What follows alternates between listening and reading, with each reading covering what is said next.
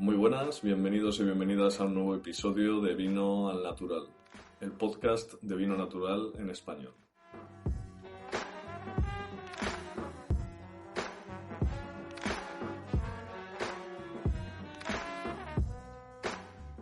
Hoy tenemos con nosotros a Montse de Mas Molla, que es una persona a la que durante muchísimo tiempo hemos querido visitar y siempre por un motivo o por otro no hemos conseguido llegar a Calonja, que ya me dirá si lo pronuncio bien, en la provincia de Barcelona. Y bueno, ya tiene... Girona, ¿es Girona? Vale, Sí. perdona. Y bueno, siempre nos ha interesado el modelo más catalán que existía en otras muchas zonas de Europa y que se ha ido perdiendo, siempre vinculado a la venta de vinos y otro tipo de productos en la propia explotación, ¿no? Venta directa. Y esto es algo que es muy interesante para el mundo del vino natural porque nos quita muchos intermediarios y nos lo hace más directo entre consumidor, productor, elimina la huella de carbono, etcétera. Entonces, bueno, siempre ha sido un modelo que nos ha interesado y queremos saber más de ella, de lo que supone vender vino allí para las autoridades. Pero bueno, vamos a ir poco a poco. Creo que es una entrevista que os va a gustar, es diferente a las otras que hemos tenido hasta el momento. Así que sin más, hola Monse, ¿qué tal? Preséntate, cuéntanos. Bon dia, soy Montse Molla, soc una de las tres pubillas de la casa. La pubilla es una figura muy catalana, eran los herederos de los mansos, de las casas de payés, y ahora somos tres chicas. Y Mas Molla tiene una historia muy larga, ¿eh? No sé si el podcast te va a dar.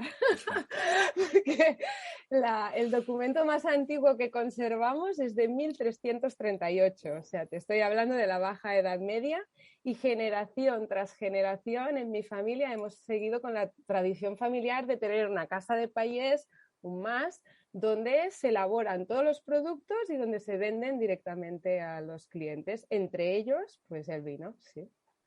Y bueno, y hacéis vino entonces desde 1300 con Pues viña seguramente propia. sí.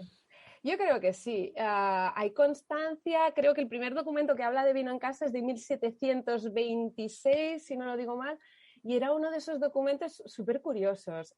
Cuando se moría el cabeza de familia y el heredero era menor de edad, se escribía un documento para designar un tutor, y en ese documento se describía todo lo que quedaba en casa para que el tutor no lo malbaratara, digamos, ¿no? Entonces se describe que hay 4 cucharas de plata, 8 sillas, los ajuares de la casa, y se va a la bodega y se describe lo que hay. Y hay constancia de que había vino blanco, vino rosado, vi vermell o vino sería tinto, y grec, que era uno de los vinos dulces, de unas variedades raras que se conoce aquí como el vino de las brujas, con muchas historias. Y ese documento es curioso, ¿no? Porque hasta el embudo, ¿no? Describe, era de una pobreza y de una importancia que se le daba a todo lo que se tenía, increíble. Yo creo que ahora, si se muere alguien y tenemos que hacer un inventario de todo lo que tenemos en casa, bueno, es que solo con cargadores de móvil yo creo que ya llenamos como 2 páginas. Tenemos muchas cosas y las cosas importantes tampoco son tantas.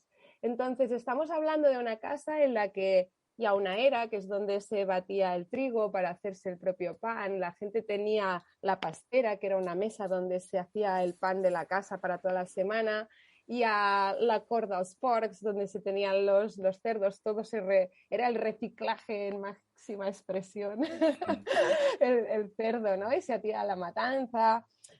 Era un concepto de autosostenibilidad y de que el exceso era lo que se comercializaba, lo que se vendía en los mercados, pero no era algo, la masía no ha sido siempre así. O sea, inicialmente los países de aquí eran ramensas, tenían unas leyes muy concretas, muy injustas a mi forma de ver del siglo XXI, ¿no? Porque ellos estaban obligados a que uno de los hijos siguiera trabajando para el propietario del terreno, que normalmente era la iglesia o era el señor feudal. No podían comercializar el producto. Había la pernada, creo que se llama en El castellano. derecho a pernada, sí. Sí, o sea, era por ley, ¿no? Y hubo una revolta, una revolución aquí en Cataluña que se inició aquí y terminó al cabo de 100 años de lucha con una sentencia, que era la sentencia arbitral de Guadalupe. Y desde entonces mi familia y las otras familias del pueblo y de Cataluña, y supongo que se extendió también por España y por Europa, ganaron el derecho a elaborar y vender sus productos. Y el país gana independencia económica, no depende de ningún amo. Y entonces empiezan los mercados que nosotros conocemos medievales alrededor de la iglesia, que era Tierra Santa, y se empieza a comercializar con los tomates, con las mermeladas, con el vino, con el aceite. Claro, estamos en una zona súper privilegiada. Nosotros estamos en la conca mediterránea. En el Mediterráneo lo que tenemos es un clima privilegiado, entonces la zona del Ampurdán, que es donde yo estoy, a 3 kilómetros del mar, es que se dan tomates desde junio hasta casi diciembre, es que tenemos una riqueza de verduras enorme, tenemos frutales, tenemos melocotón, cereza, albaricoque, perales, tenemos también las zonas más de montaña con los terrenos ya más pedregosos y más secos, pues tenemos almendras, tenemos olivares, tenemos cereal, tenemos viñedos, ¿no? Entonces mi pueblo es prácticamente como un pequeño oasis donde hay un clima privilegiado para poder cultivar de todo, hay una historia privilegiada en la cual los países hemos luchado por seguir vendiendo nuestros productos y creo que somos el oasis del sistema industrial que rige en el mundo, ¿no? Y esa globalización que rige en el mundo. Entonces aquí hay un pequeño pueblo que es diu Calonja, que está en la Costa Brava,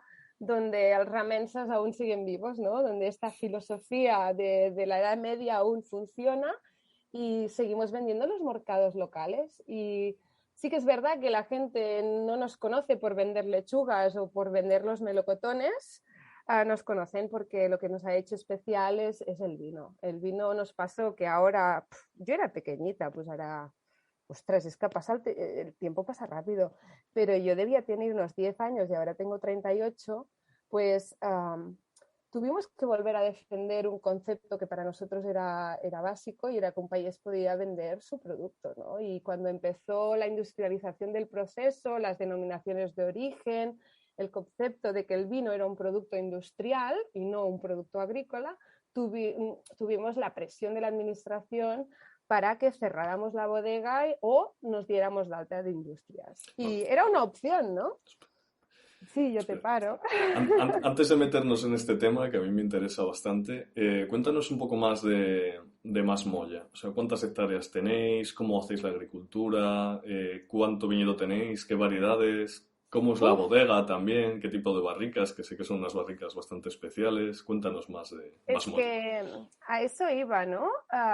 Masmolla es lo que es hoy en día, porque en este momento concreto en que había una presión para cambiar el sistema y entrar en una denominación de origen o darte de alta de industrias, Masmolla y los países de aquí se hicieron una reunión, se juntaron todos y dijeron, es que a nosotros nos gusta nuestra vida, es que a nosotros nos funciona nuestro sistema y no tenemos la necesidad de cambiar. Y preferimos luchar para defender lo que éramos y a día de hoy seguimos siendo, ¿no? Entonces, a día de hoy somos una masía en la cual los trabajadores somos la propia familia, solo somos la familia, mis padres y mis dos hermanas. Entonces, trabajamos lo que no puede trabajar una familia, por tanto, tenemos unas 14 hectáreas de viña y 4 de frutal, que ya es feina. Se dice más rápido que se trabaja.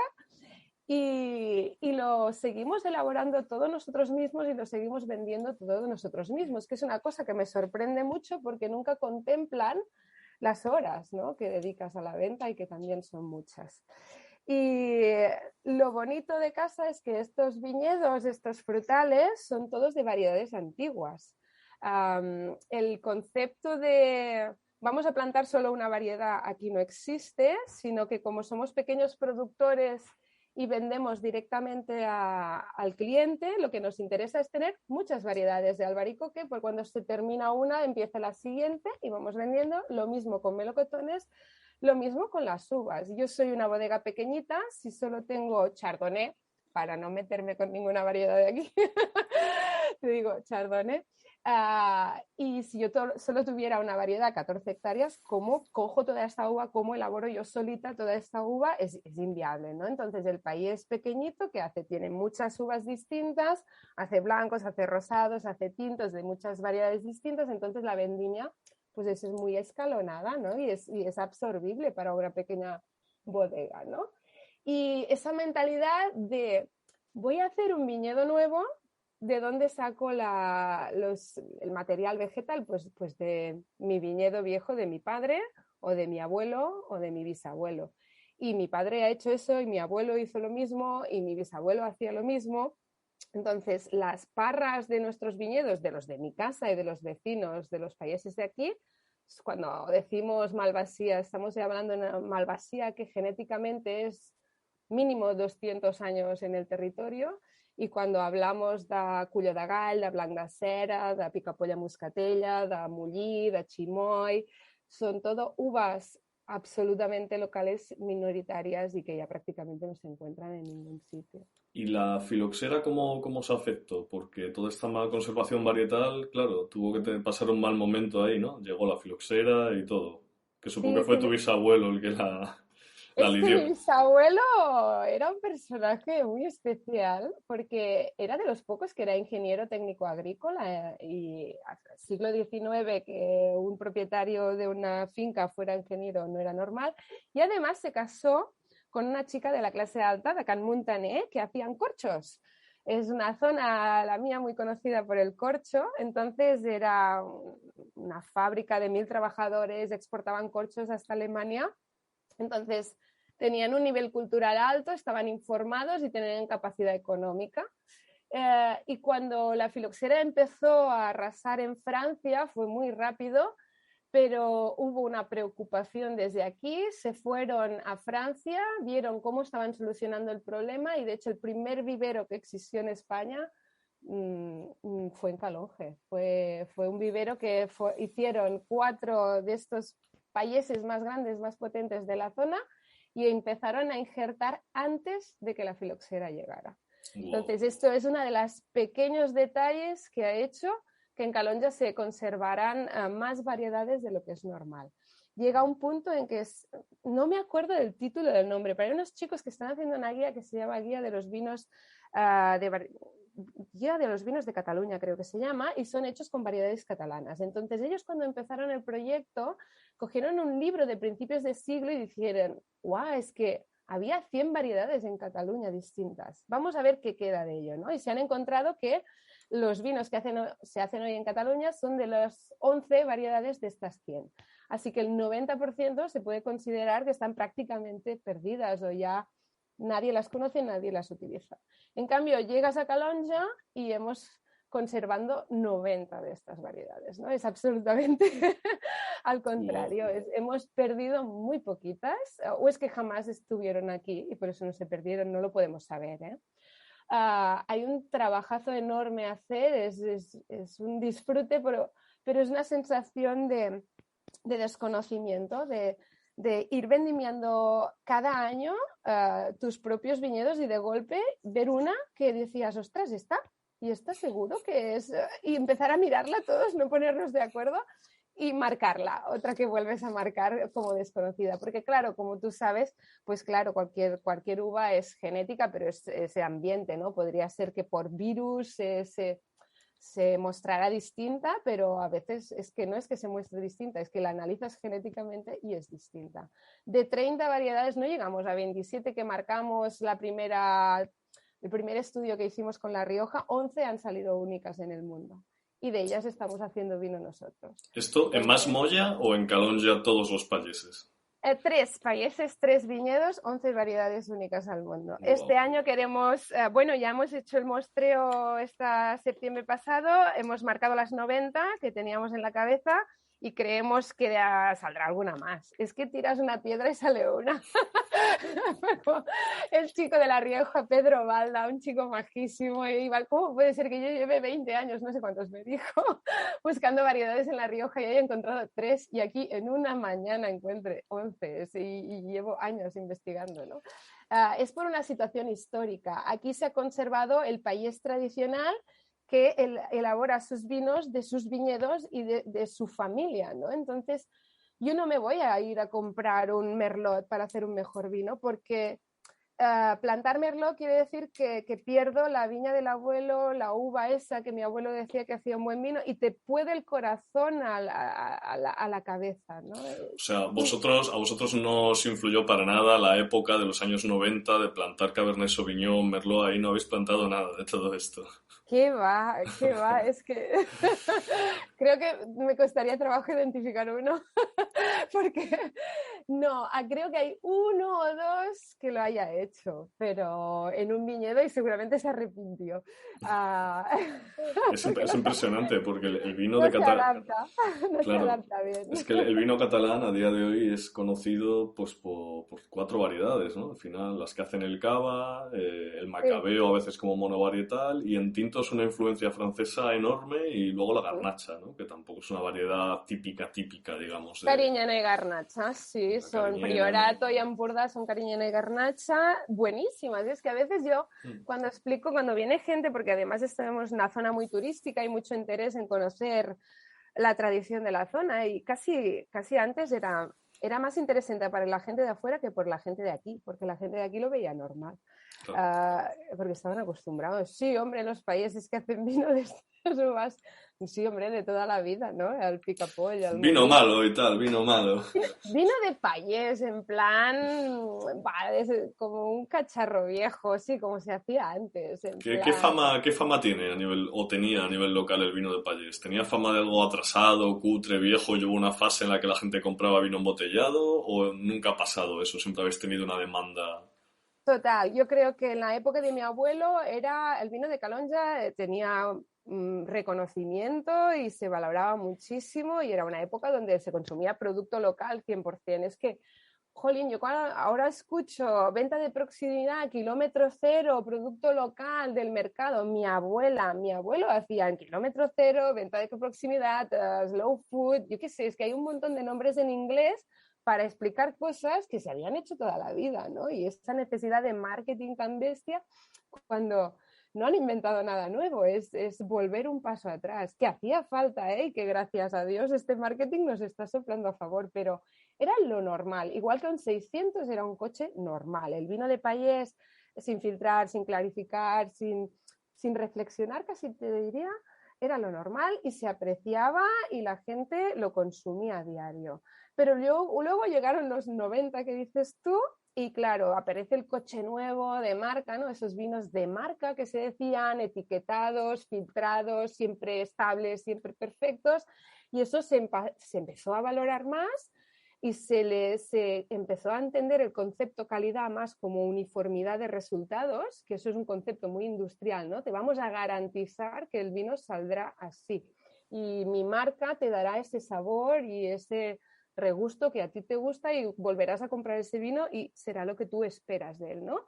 Y ese concepto de calidad tan industrial y tan perfecto, si lo quieres decir así, hizo que el vino de país de golpe perdiera todo su valor, ¿no? Y la gente veía el vino de país como de país. A esta gente, como no lo sabe hacer mejor, pues sigue haciendo eso, pero si estuviera al día, pues se pondría tecnología, pondría conocimiento y haría el vino mejor, ¿no?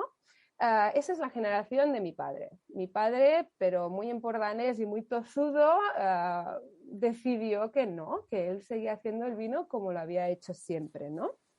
Y ese es el punto de inflexión en el cual te quedan unos clientes súper fieles que quieren tu vino porque les sienta bien, porque es el que siempre han tomado en sus familias y esas familias son las que han aguantado los vinos de país.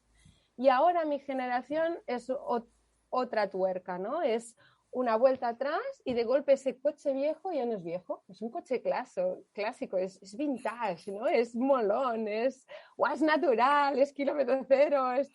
Y de golpe el vino de país desaparece un poco el concepto y te empiezan a preguntar más por si es natural, ¿no?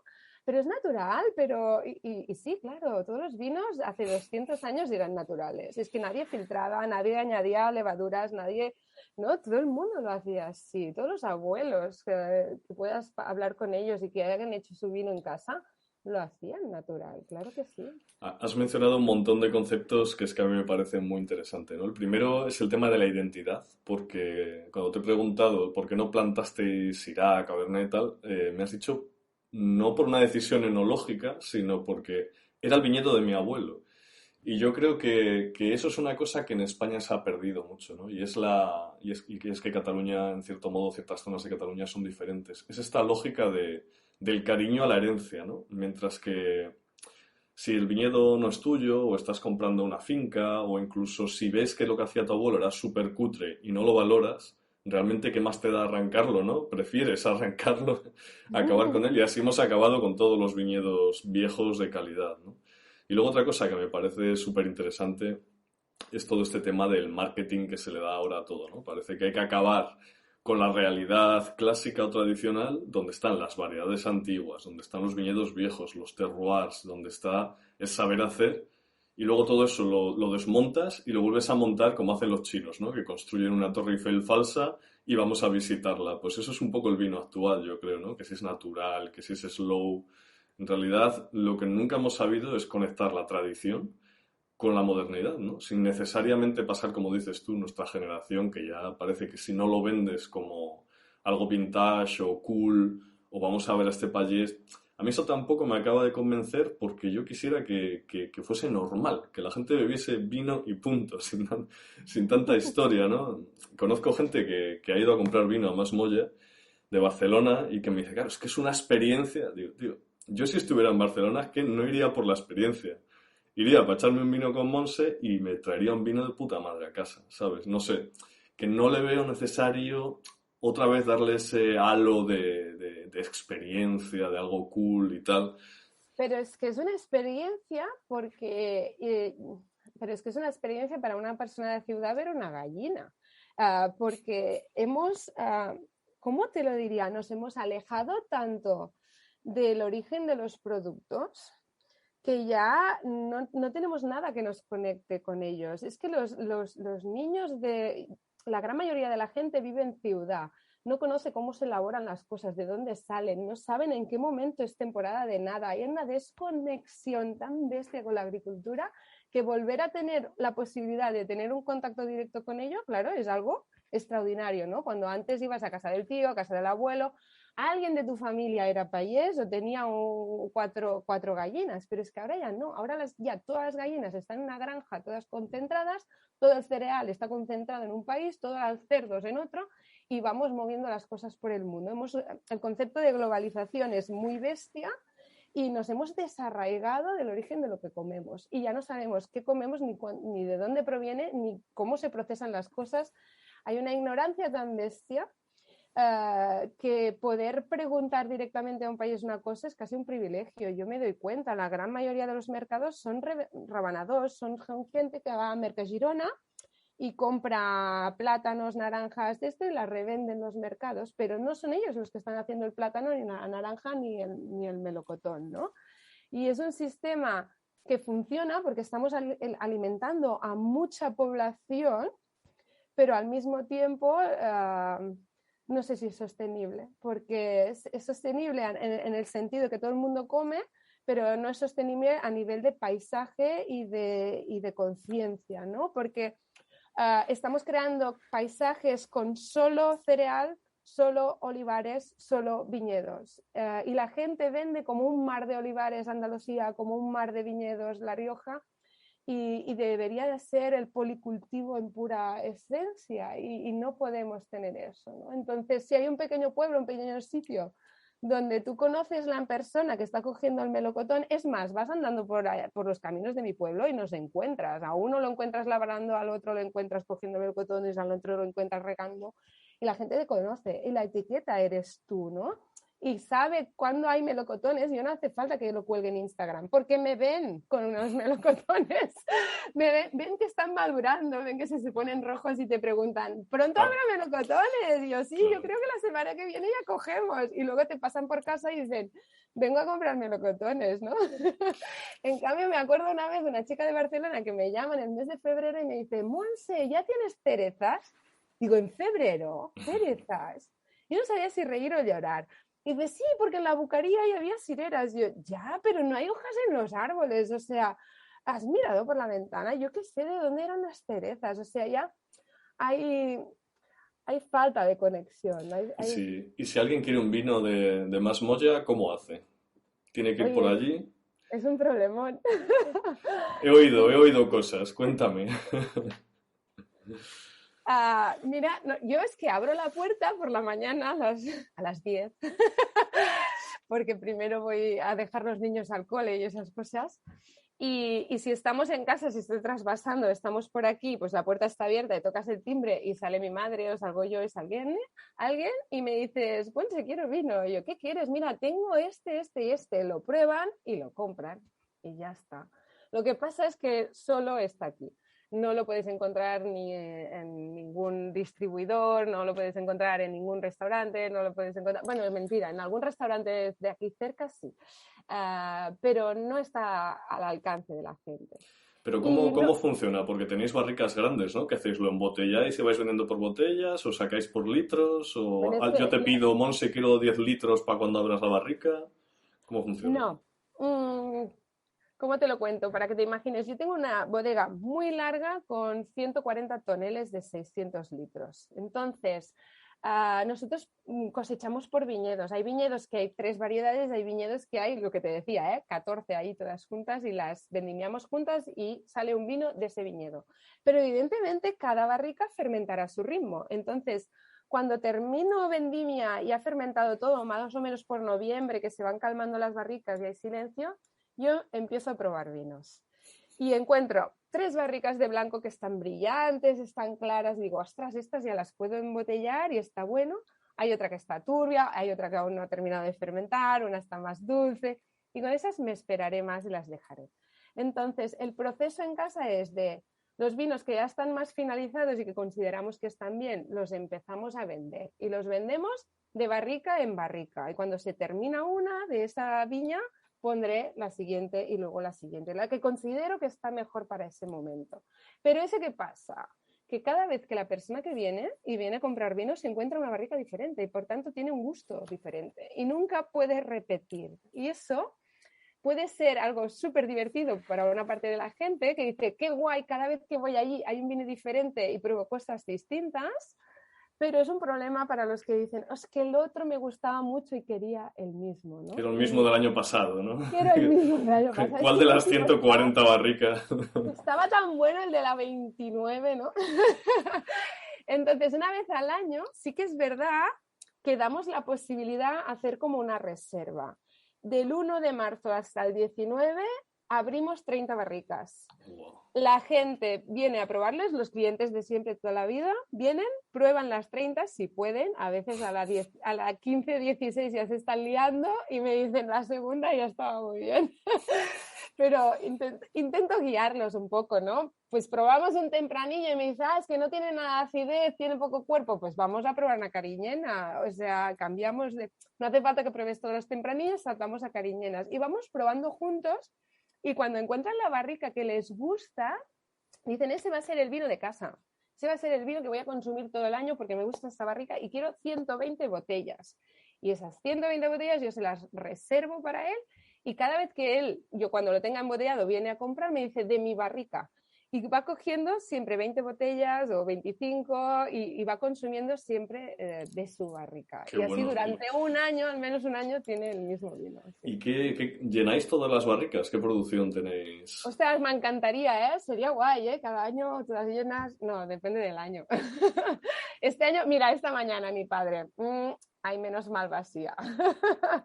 Y mi madre ya está preocupada porque hacemos un vino de malvasía y dice, ay, ¿cómo lo haremos este año? Yo le digo, pues lo haremos de picapolla. O sea, ¿qué vamos a hacer? No hay malvasía, pues lo haremos de otra uva, la que haya. La producción es irregular, el Mediterráneo es irregular. Hay primaveras que llueve más, hay primaveras que llueve menos, hay veranos muy secos, hay veranos que cada tarde te echa un chaparrón. Es verdad que el cambio climático también se está notando, los años secos son más secos y los años lluviosos son menos lluviosos, ¿no? Entonces nos estamos extremando, los calores son más agudos. Bueno, es difícil de prever cómo va a ser la cosecha porque es difícil de prever qué verano tendrás.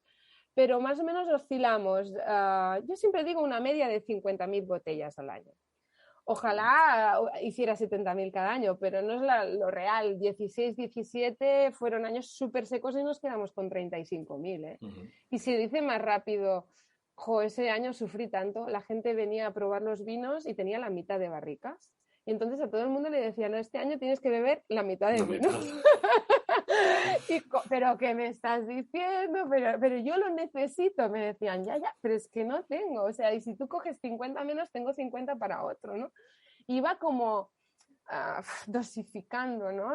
el vino. Y me acuerdo en verano que se llena la Costa Brava, que había 100.000 personas en mi pueblo, porque hay un montón de campings y de hoteles, y yo tenía 20 botellas de blanco y 35 de tinto para 3 meses. Y me acuerdo que las repartí para hacer las degustaciones que hacía cada miércoles y sábado. Les dejaba a todos probar una botella de vino de cada. Y cuando terminaba la cata, bueno, espero que os haya gustado, tal, bueno, queremos comprar. No tengo vino. O sea, perdía todas las tardes, dejaba probar el vino y no vendía vino porque no tenía. ¿Y los precios que los pones? ¿Por barrica? O danos una idea de qué precio puede ser una botella según si es Malvasía, Cariñena. Me vas a matar. Los precios...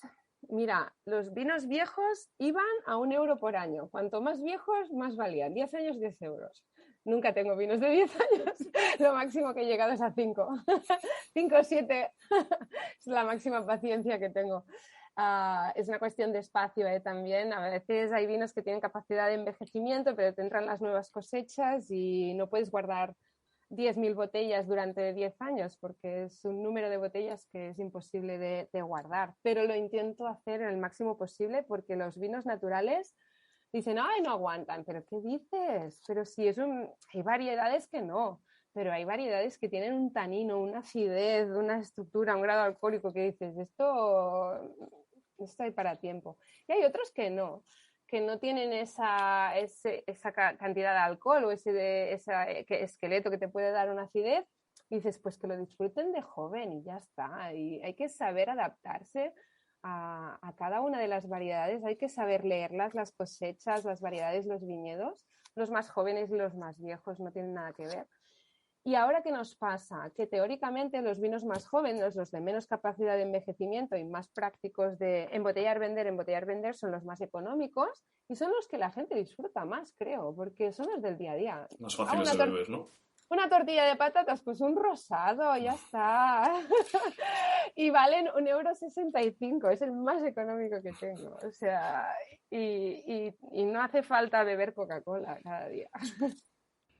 Y bueno, yo creo que una cosa fundamental de la que hemos estado hablando todo el rato, pero que no ha salido definitivamente, es el tema de que al final se nos llena la boca en los discursos políticos de desarrollo, de medio ambiente y tal, de buscar variedades locales, de preservar la tradición, de buscar la conservación de los suelos. O sea, como que hay 1000 programas científicos, políticos, de todos los tipos, que quieren contarnos una historia que no tiene nada que ver con lo que sucede en la realidad, ¿no? Yo creo que el ejemplo de los payeses y sus vinos es claramente esto, ¿no? Una ejemplificación de esto. O sea, en el momento en el que tú haces algo kilómetro cero, ecológico, de proximidad, etcétera, etcétera, ahí realmente se vuelve todo complicado porque igual, yo qué sé, pues cualquiera que sepa un poco de esto del vino tienes que tener el permiso de industria, el de sanidad, el de no sé, vamos, que prácticamente para hacer un vino necesitas que venga la NASA a hacerte una inspección de tus instalaciones. Entonces, bueno, un poco conocí vuestra historia y me gustaría saber más de cómo fue lo que sucedió a la hora de que se empezaron a poner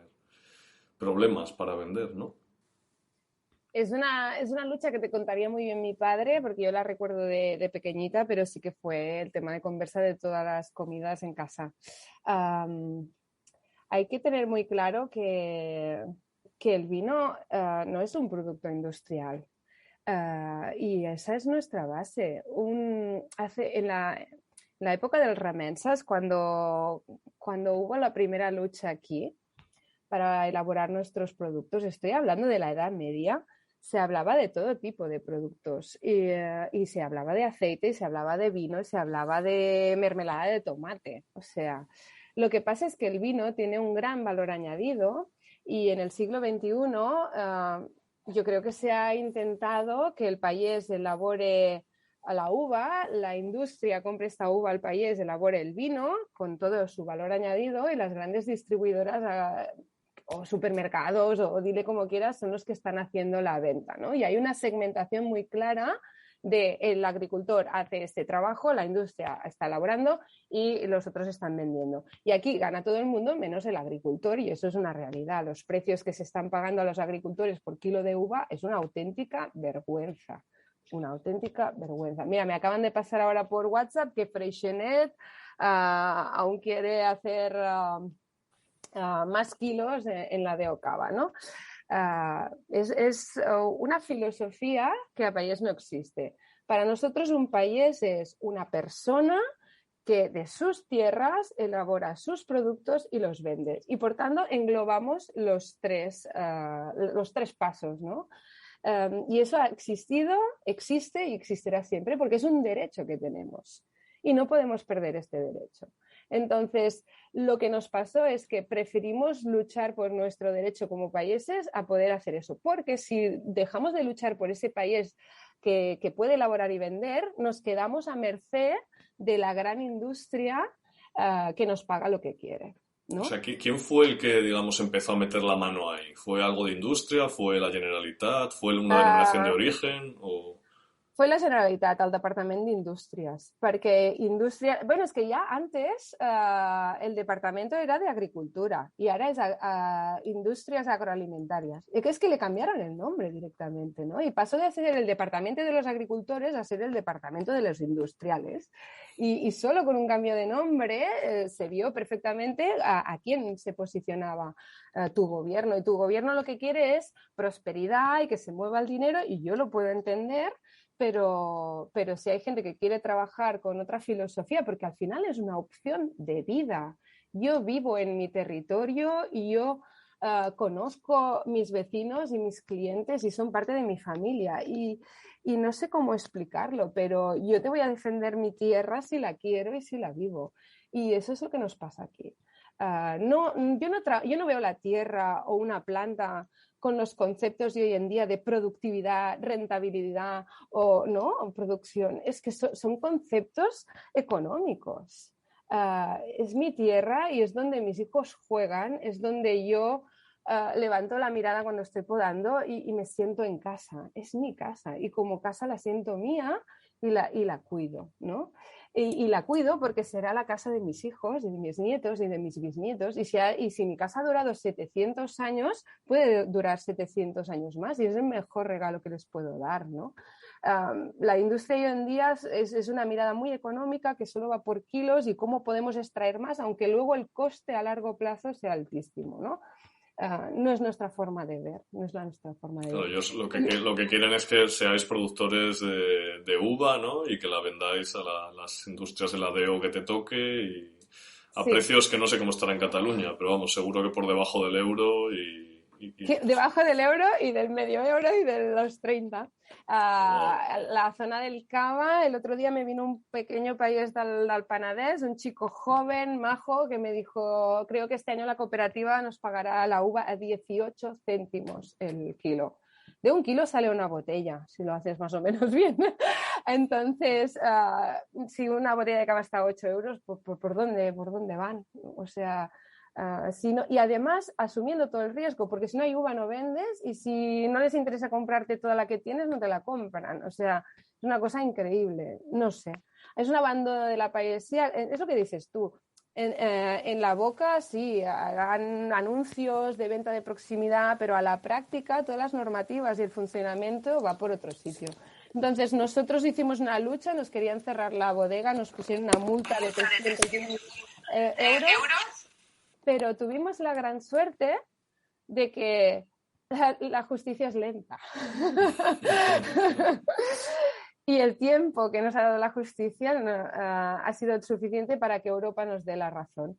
Y Europa, había el gran conflicto, ¿no? Nos decían, sí, pero es que el vino es una excepción porque es un producto industrial, pero luego en Europa se describió exactamente qué productos hace un agricultor y habla desde miel, desde quesos, de la leche de tus cabras, desde la mermelada, lo que te decía antes, ¿no? Y hay un anexo de 3 hojas de lo que puede llegar a producir un agricultor, un payés, un ganadero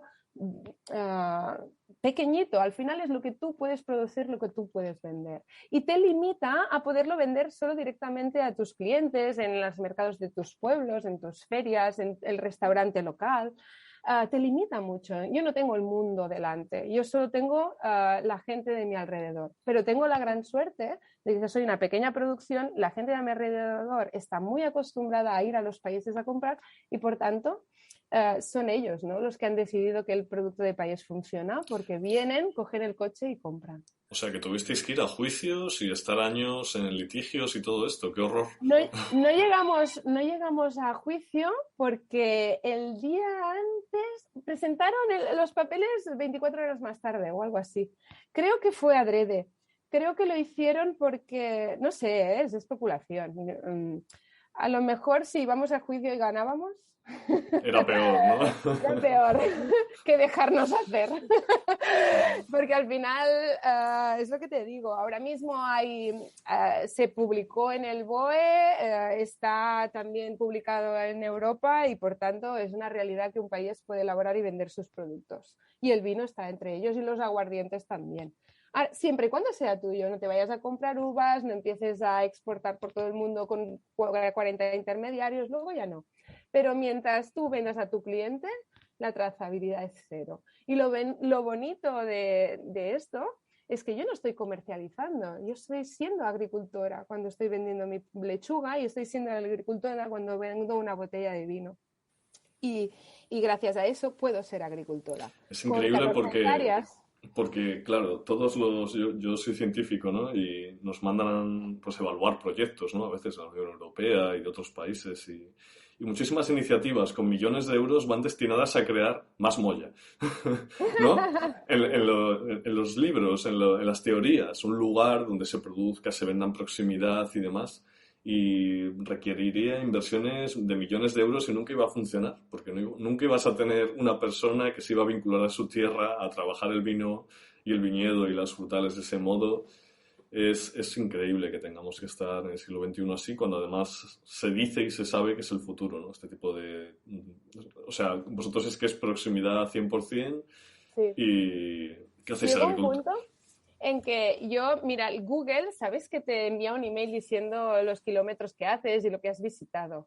Y en verano casi siempre es lo mismo. Sale mi casa, el supermercado, papel de váter, todas esas cosas, y el colegio de los niños. Y a ello tengo 5 minutos cada cosa. Y esto del trayecto que yo hago, porque yo voy a pie al viñedo. O sea, es que cuando digo proximidad es que incluso es en el viñedo, yo voy a pie a hacer las cosas, los clientes los tengo delante de casa, reutilizamos todas las botellas. Al final dices, ¿cómo saber si estás haciendo bien o mal las cosas? Y es muy fácil, extrapólalo, llévalo al infinito, ¿no? En matemáticas se hace así. Si yo llevo el reciclaje, la reutilización de la botella, si todos los productos que se llevan en una botella se devolvieran al inicio y se volvieran a utilizar, ¿el mundo sería mejor? ¿Funcionaría mejor? Sí, ¿no? Pues ¿por qué no lo estamos haciendo? Si todo el mundo tuviera en su área más próxima la mayoría de las cosas que se consumen, habría más biodiversidad, habría más sostenibilidad, habría más flora, fauna más rica, sí, ¿no? Entonces, ¿por qué no lo estamos haciendo? ¿No? Entonces, yo lo que hago es lo que creo que es sensato, nada más, ¿eh? Y puedo dormir súper tranquila. Sí. Es Hay solamente...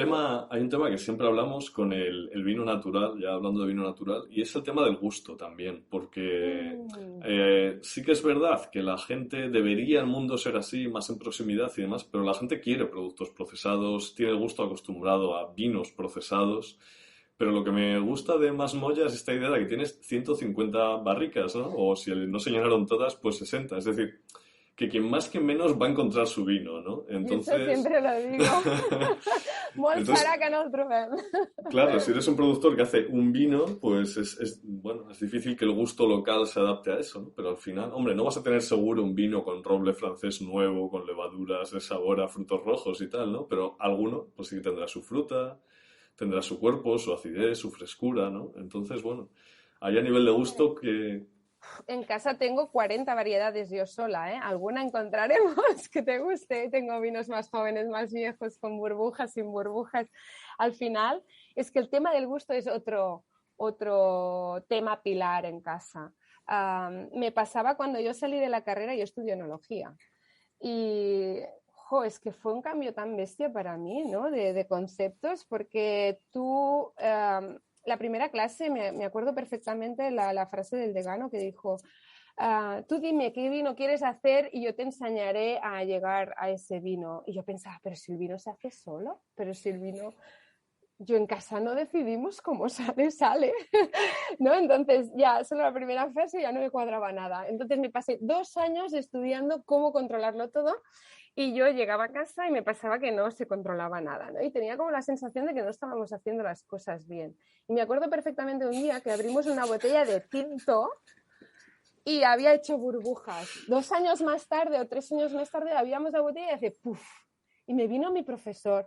Refermentación en botella, retirada de las botellas del mercado y el enólogo a la calle. Y yo, ¡guau! Esto es impensable. O sea que yo, me van a echar del más, me va a echar mi padre, pero perdona porque me estoy muriendo de la risa ahí detrás de la cámara, no se me puede ver.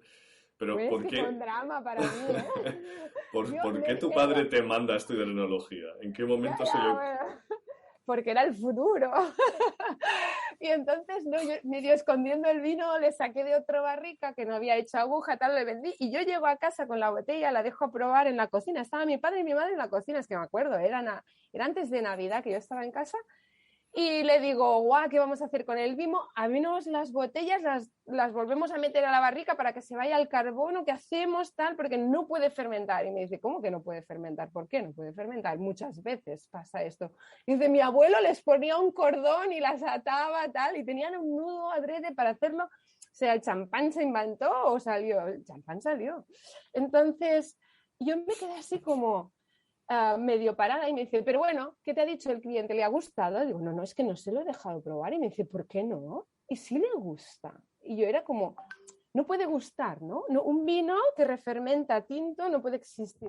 Y ahora eso se llama ancestral y nos lo venden desde Francia a 50 euros. Fue lo otro. Ese año yo lo vendí y al año siguiente la gente le gustó y al año siguiente me decían, ¿cuándo lo volverás a hacer? Y yo digo, es que no tengo ni idea cómo se hace para tener todo un año en barrica un vino tinto que no te refermente y justo cuando lo metes en barrica al cabo de un año, que ya en teoría las levaduras están muertas, que es mentira, porque siempre me refermentan. Entonces, y luego que haga la burbuja dentro y todo, es que es muy difícil de repetir. Pero bueno, cuando me vuelva a salir, yo te aviso. Y yo les decía, y es que ha sido un accidente, les decía, yo no quería, pero ha salido así. Y la gente esperaba ese vino. Y luego me voy a Francia, que nos llevan 10 años de ventaja, y me viene un tío, te voy a dejar probar una cosa súper guay. Es que aún me acuerdo, iba a Manchevi del Ginjolé i amb la Montse Laos. Ellos sommeliers, tal, que saben mucho de vinos, han probado muchas cosas, y me empiezan a contar ya de las primeras ferias de vinos que iba, y me dicen, esto es un ancestral. Y yo, guau, cuéntame, ¿no? Y me explica, bueno, pues que cierra el vino, un poco de tal, y digo, pero si esto es lo que yo tengo en casa, un montón de ancestrales. Lo que tengo escondido allí, que no se lo dé a nadie. ¿No? Y ahí era súper guay y súper molón, ¿no? Y bueno, yo ya no sé si es súper guay o no es súper guay. A veces tengo muchas de estas, a veces tengo pocas, y lo que me gusta es que tengo gente que le gusta y gente que no. Y cuando conozco a alguien que sé que le gusta, que tengo esta, que lo sepas, tal. Y gente que no, que nunca se beberá un tinto con un poco de burbujita. Y al final no pasa nada, no todos los vinos tienen que gustar a todo el mundo. Yo solo necesito que esas 750 botellas gusten a 750 personas, no, a muchas menos, o sea, con 75 me basta. Sí, si beben a 50 botellas cada uno, bueno. Y ya está, porque luego puedes seguir haciendo ese vino de ese viñedo viejo que me da más azúcar que los jóvenes, pero que lo quiero mucho porque son variedades raras. Puedo seguir elaborando en estas barricas de 100 años y puedo seguir conservando este sabor que algunas personas cuando lo prueban me dicen, ostras, Monse, como el vino de mi abuelo, que me acuerdo de cuando yo era pequeño. És tan guai quan passa això. ¿Las barricas que son todas de roble viejo o...? Todas. Sí, lo más nuevo que tengo creo que son 30 años, por ahí. Y son las nuevas, ¿eh? Las viejas, 100, 120 algunas, con lo cual ni vainilla, ni coco, ni tostados. Es como un buque especial, porque además intentamos, a las barricas que va a Monastrell, intentamos siempre Monastrell, las barricas que va a Jaqué, siempre Jaqué. Y si un año me sale más Monastrell y lo meto en una de las barricas de Jaqué, como que coge El gustillo, ¿no? el sabor diferente. Y dicen, este es diferente. Y digo, claro, ha fermentado una cosa diferente. Incluso los vinos que han fermentado previamente también es un juego infinito. Es imposible repetir nada. Y tú desde esta perspectiva que tienes, ¿cómo ves la movida del vino natural? Es decir, ¿cuándo empezaste a involucrarte en eso, si te has involucrado, o cómo te llegó a ti? A través de los consumidores, ya lo has dicho, que te iban diciendo, pues esto ahora es vino natural, ¿no? El Tú, primero que entró en casa y me dijo, me preguntó si el vino era natural, fue Benoit, Benoit de l'Ànima del Vi de Barcelona. Es un chico francés y yo le digo, no sé, ¿te importa si analizo una botella? Y yo, no, haz lo que quieras, tú me compras una botella, haz lo que quieras con ella. Y la analizó y vio que no había nada, a lo mejor volátil. Soy la reina de la volátil, estoy a 0,8 siempre, estoy ahí al límite. Me lo dice un amigo mío que es de vinos súper pulcros y poner sulfito si hace falta para que sea siempre perfecto. Y me dice que soy la reina de la volátil. Porque error, defecto.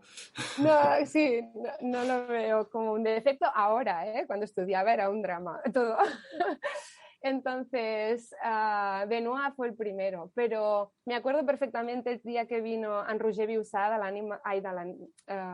la Plaza del Vi número 7 y vino Carlos Horta. Y estuvieron probando aquí en casa y Carlos Horta del Villamás, no sé si lo conocéis, y él me trajo también a Ampitu de Saída Can Roca. Fueron los primeros que probaron el vino de Pallés sin verlo como vino de Pallés. Como esa parte que te decía antes de, es un vino hecho con barricas viejas, con variedades que no son de calidad. Obviaron todo lo que, el contexto, todo lo que siempre nos condiciona cuando estamos probando vinos y lo probaron con toda la sencillez del mundo y dijeron, ¿cuántas, me acuerdo, en Pitu, de este cuántas salen? Y yo, 2 barricas. Ya encontrarás gente rara como yo que nos guste. Como queriendo decir, no tiene por qué todo ser comercial, no tiene por qué todo gustar a todo el mundo. A mí me gusta, porque me recuerda cosas. Y eso es lo chulo. Fueron los 3 primeros sommeliers que entraron en casa y yo salí contenta con ellos. Porque es que de verdad, cada vez que me decían que entraba un sommelier en casa, digo, ¡buah! Ya está. Porque era ir a buscar defectos. Era, el alcohol es demasiado subido, ¿no? Digo, bueno, es que claro, este hecho es un calor que no veas, ¿no? O sea, ¿has visto qué año hemos tenido? Estábamos a 40 grados durante una semana. Sí, claro, está subido el tanino, está subido el color, ¿no? Entonces ellos buscaban que tú controlaras todo y a veces... Ya lo intento, evidentemente, pero a veces hay una parte climática y de variedad que no puedes evitar, ¿no? Hay amargores que están ahí. Para mí son bonitos, son esa parte de nuestro DNA, también ese amargor. Y habrá quien dirá, es que es demasiado amargo. Variedades ácidas, criticarles por ser demasiado ácida es ella, es así, ¿no? Si te gusta la acidez la disfrutarás y si no, ves a buscar otra cosa. No puedes criticar a una cariñera por ser ácida. No puedes criticar a una garnacha por ser oxidativa. Es un poco oxidada. ¿Es garnacha? ¿No? Entonces, no bebas garnacha, no pasa res. No sé, era buscar siempre la perfección desde un concepto, además de unos sabores que eran muy diferentes a los míos. ¿Cómo te explico? A mis hijos les gustan más las galletas del supermercado que las que hago yo. Es una realidad. Y les gusta más la leche de Tetabrí que la de vaca. La vaca sabe hacer leche, pero mis hijos no saben apreciarla. Pero les estoy mezclando la leche de vaca con la de Tetabrí y poco a poco va entrando, ¿no? va entrando. Y ahora tendrán un problema cuando vuelvan atrás, porque ahora les pasará el contrario. Cuando beban solo leche de Tetabrí dirán, ¿qué le pasa a esa leche, no? ¿Qué nos pasa? Que nos pasa que tenemos el paladar muy atontado. Nos han puesto vinos muy ligeros, muy ágiles o muy afrutados en nariz, lo que sea, para que consumamos más y compremos más, ¿no? Y cuanto más azúcar más comemos, ¿no? Saben lo que nos gusta y cuanta más sal más nos vicia, entonces eso es comercial y tira mucho, ¿no? Sí, Entonces, mira, el ejemplo de los niños es brutal, porque yo también ahora acabo de ser padre y te ves ya ante un mundo en el que ellos van de cabeza a tentaciones basadas en azúcar y grasa y paladares sí, totalmente artificiales, sí, a lo bestia, ¿no? Entonces con el vino pues les va a pasar tres cuartas de lo mismo. Lo primero que beberán pues será un vino malo de cualquier sitio y ahí claro. se te va a ir haciendo el paladar. De hecho, las estrategias comerciales de las empresas de vino ahora es hacer vinos con azúcar o con mosto concentrado para que sean vinos afrutaditos, dulces. ¿Eso va a ayudar a que la gente se meta al mundo del vino? Pues no lo sé. No lo sé. Yo creo que a la gente que le gusta el vino natural le suele gustar la comida natural y todo natural, ¿no? Y yo creo que también va con la edad, ¿no? Los niños al final, pues, como no tienen la contraparte cultural, digamos, a lo que te pide el cuerpo, los humanos estamos diseñados, ¿no? Para consumir azúcar, es energía rápida y a un bebé si le dejas, él va a comer azúcar, ¿no? Entonces, Ujú. bueno, pues esto es un poco igual, requiere un proceso de educación, ¿no? El vino natural requiere un proceso de educación, pero yo creo que como haces tú, ¿no? Quitando el postureo, quitando este rollo de los sommeliers, que parece que es todo muy complicado, o sea, que la gente vaya, que pruebe los vinos y si le gusta, pues llévatelo. Claro, es muy bueno. Yo les digo, mira, termino la visita y demás, y les digo, yo os dejaré probar 3 vinos y a lo mejor no la encerto, ¿no? Puede ser que me equivoque y estos 3 vinos no encajen con vosotros, pero no podemos probar 160 barricas en una mañana, como podéis comprender. Entonces les digo, si os gusta, lo compráis. Y si no, hay un supermercado allí, porque no os faltará, o sea, no os faltarán opciones. Tenéis muchas opciones. Escoger la que os guste, la que disfrutéis. Y hay gente que me ha visitado y me dice, Monse, qué guay lo que estás haciendo, me gustas mucho tú, tu familia, tu bodega, pero a mí ese vino lo encuentro fuerte o tiene demasiado sabor o yo qué sé, lo que sea. O me sabe a Pero, sidra, me recuerda a pero otras cosas. me recuerda a sidra o no es a lo que yo estoy acostumbrada, te dicen, pero, sigue haciéndolo. Y esta es la actitud, ¿no? Tenemos que conocer los proyectos, no tiene por qué gustarnos todos. O sea, hay gente haciendo un queso maravilloso y a lo mejor yo lo encuentro muy salado o muy fuerte, no pasa nada. Pero hay que ver la parte positiva del trabajo que se está haciendo también, ¿no?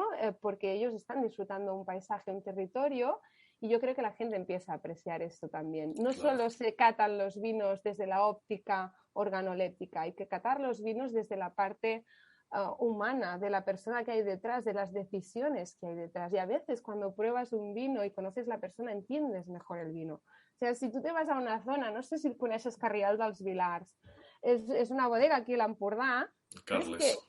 tú puedes decir que en Carles fa uns vins con mucha extracción o con mucho alcohol o con mucha tramontana, dile lo que quieras, pero es que cuando subes ahí, lo conoces a él, que es puro cuerpo, pura energía, un tío, esos viñedos, esa tramontana ahí, dices, es que el vino es así. Y si tú vas a Galicia, no esperes tanino, espera esa lluvia reflejada en el vino, ¿no? Es tan extraordinario poder reflejar eso en un producto que tendría que estar por encima del producto en sí a veces, ¿no?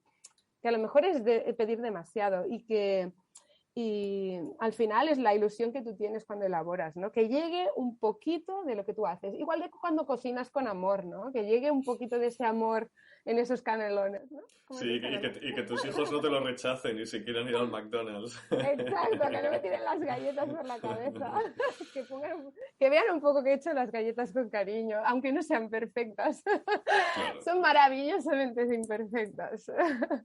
Y Sí, bueno, también y luego todo el componente ecológico, ¿no? Que yo creo que la gente que vea que, bueno, en zonas así hiperurbanizadas, como es la costa catalana, pues ver que, bueno, hay un reducto allí de paz y armonía. Y oye, te quería preguntar, para ir acabando ya, que ya llevamos casi una hora, ¿tú crees que se puede poner de moda el vino de Pallés y que haya gente que empiece a producir vino de Pallés y lo etiquete así, con sulfitos, levaduras? me encantaría que se pusiera de moda que hubiera payeses. No el concepto vino de payeses en una etiqueta, no, que hubiera payeses y que se ganaran la vida haciendo de payés, pardeo, que estamos, que una sola persona con un tractor está trabajando no sé cuántas hectáreas, que están cogiendo las uvas con máquinas día y noche, no sé, es una forma de trabajar que creo que no, que me gustaría que hubiera países que estuvieran anclados en el territorio, en los pueblos.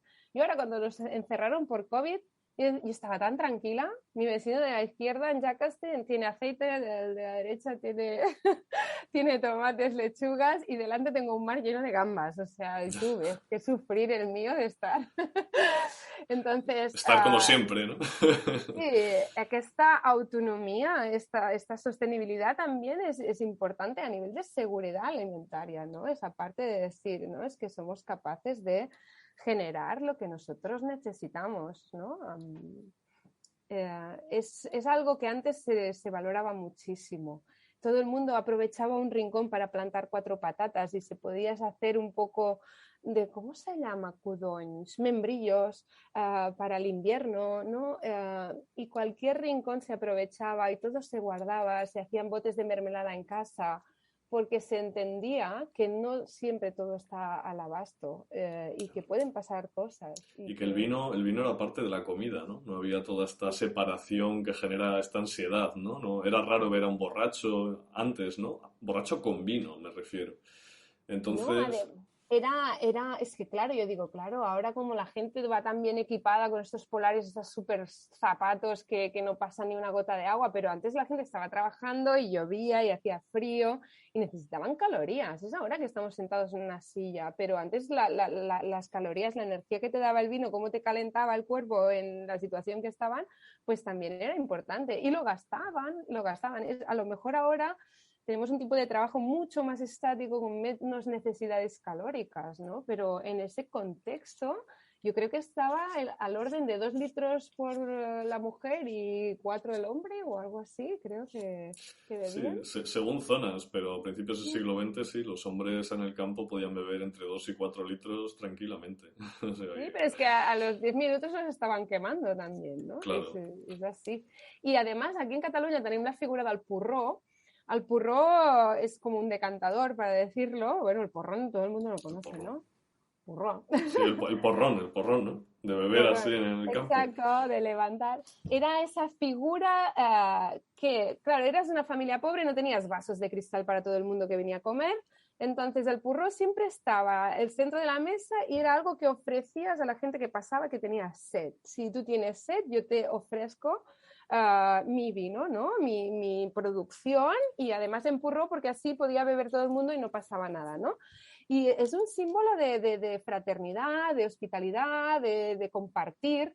Y el vino es eso, el vino es compartir. El vino, cuando me viene gente a buscar vino a granel para la calçotada, para la barbacoa, porque hoy me he quedado con los amigos y quiero 5 litros de vino y vamos a hacer fuego y vamos a estar ahí de cháchara y empezarán hablando de vino y acabarán hablando de ellos y de sus vidas. Y eso es lo bonito, que es una excusa y algo que complementa situaciones sociales que son preciosas y tengo la suerte de estar ahí con mi botellita entre esas mesas y esas conversaciones. Sí, y que te llevas una botella de vino como te llevas una mermelada y fruta, ¿no? Que se vuelva a meter el vino en los mercados, entre las En la, no- comidas y no en los sitios raros, ¿no? Detrás en la, de... en la normalidad, ¿no? Sí, De un vasito de vino, una tortilla de patatas o una carne a la brasa y una copita de vino tinto, es que es el maridaje perfecto, es zumo de uva fermentado. Ya está. bueno, Monse, pues nada, muchísimas gracias. He disfrutado un montón esta entrevista y espero que podamos ir a verte pronto por allí. Bueno, te queda un poco lejos, pero estás invitado. Venga, muchas gracias, Monse. Un saludo. Un saludo.